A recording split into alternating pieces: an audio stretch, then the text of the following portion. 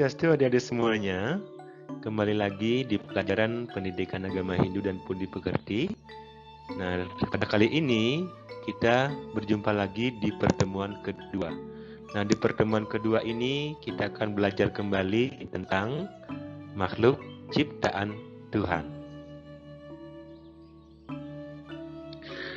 Nah, di materi sebelumnya Bapak sudah menjelaskan apa saja itu makhluk-makhluk ciptaan Tuhan yang ada di sekitar kita.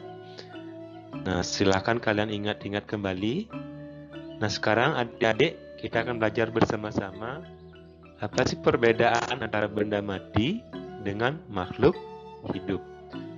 Nah, yang pertama ada namanya benda mati.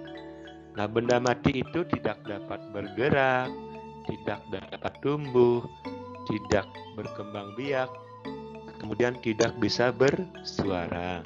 Contohnya apa? Nah, ada patung, kemudian batu. Nah, kenapa patung dan batu disebut makhluk mati atau benda mati? Karena patung ini tidak bisa berjalan, tidak bisa berbicara, kemudian tidak bisa bertambah besar, sama juga dengan batu.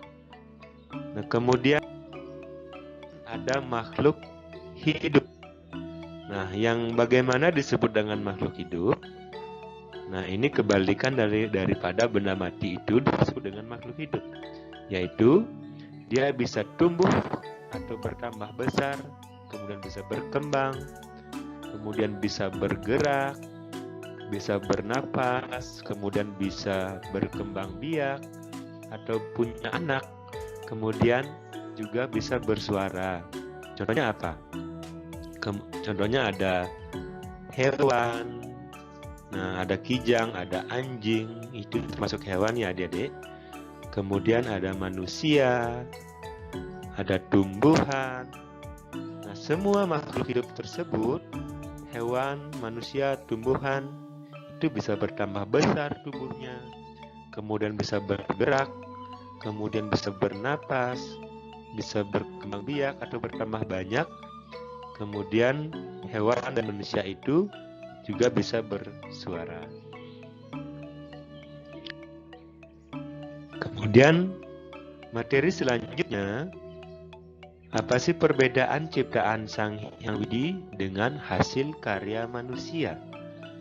Nah, manusia sebagai makhluk yang paling sempurna, manusia itu juga bisa menghasilkan karya yang biasanya dibuat dari ciptaan Tuhan atau benda-benda yang diciptakan oleh Tuhan. Ya, contohnya apa saja? Ada sepeda motor, kemudian ada rumah, kemudian ada mobil, dan lain-lainnya.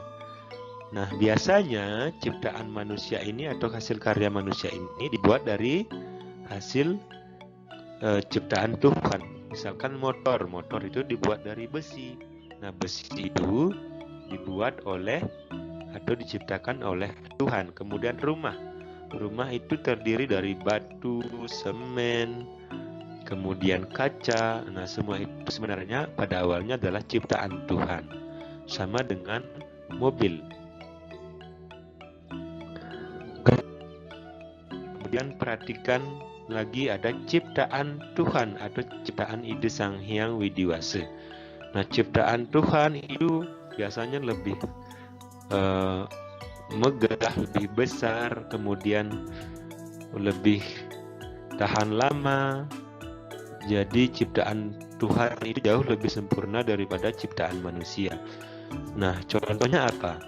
Ada matahari, kemudian ada bumi, kemudian ada bintang-bintang yang banyak, kemudian ada bulan. Semua itu ciptaan Tuhan. Kalau tidak ada ciptaan Tuhan, maka manusia itu tidak akan pernah bisa hidup. Nah, perhatikan lagi di sekitar kita, apa saja ciptaan Tuhan. Ada hutan yang luas, kemudian ada awan, langit, kemudian burung-burung, ada hewan, ada tumbuhan. Nah, demikianlah pelajaran kita hari ini tentang makhluk ciptaan Tuhan. Nah, kita sudah belajar tentang benda mati, makhluk hidup, kemudian ciptaan Tuhan atau ide Sang Yang Widi, dan hasil karya manusia. Nah, jadi tugas kalian untuk hari ini, adik-adik, silakan kalian buat sebuah video, kemudian tunjukkanlah yang ada di lingkungan sekitar kalian, yang mana disebut dengan karya manusia, kemudian yang mana disebut dengan ciptaan Tuhan. Tunjukkan ya, misalkan ini rumah ini adalah ciptaan atau hasil karya manusia. Kemudian ini adalah taman atau tumbuhan atau hewan, dan itu adalah ciptaan Tuhan. Nah, itu contohnya.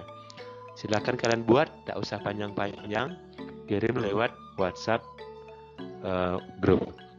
Nah, terima kasih. Selamat pagi, Bapak duduk dengan para Musanti. Om Santi Santi Santi Om.